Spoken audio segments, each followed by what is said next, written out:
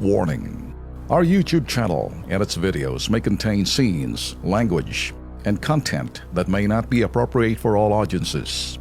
These videos include surveillance footage, undercover pursuit of suspects, actual police and rescue operations, and fearless confrontations.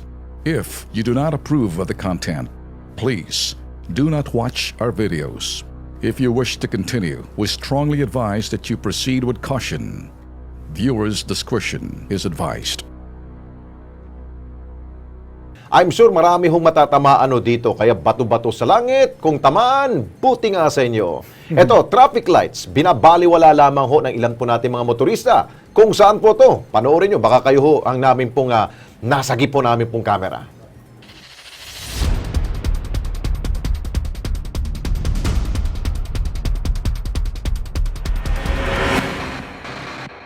Tulad ng kasabihang malaya ang mga daga pag walang tusa.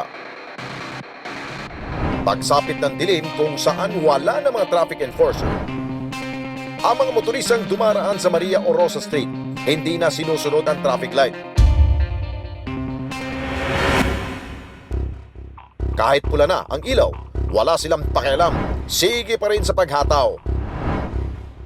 Disgrasyang maaring kainatnan ng kanilang kalokohan, hindi nila iniisip.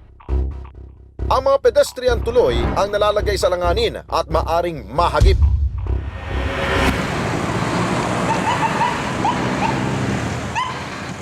Tulad ng isang ito na naispatan ng kamera ng KP, convoy na pinangungunahan ng hagad na motorsiklo kahit nakastop pa, dire-diretso. Dinaan na lamang sa pagwawangwang para makapambraso. Kung sa pagkagat ng dilim ay pairalin ang pagkakanya-kanya at hindi na susundin ang batas trapiko, hindi malabong isang araw ang mga motoristang pasaway na ayaw mabala masasangkot sa disgrasya. Para sa otoridad na dapat manghuli, huwag niyong tulugan ang kalokohang ito na nangyayari pagkagat ng dilim. Kilos pronto, ipakita niyo ang inyong silbi kahit hating gabi.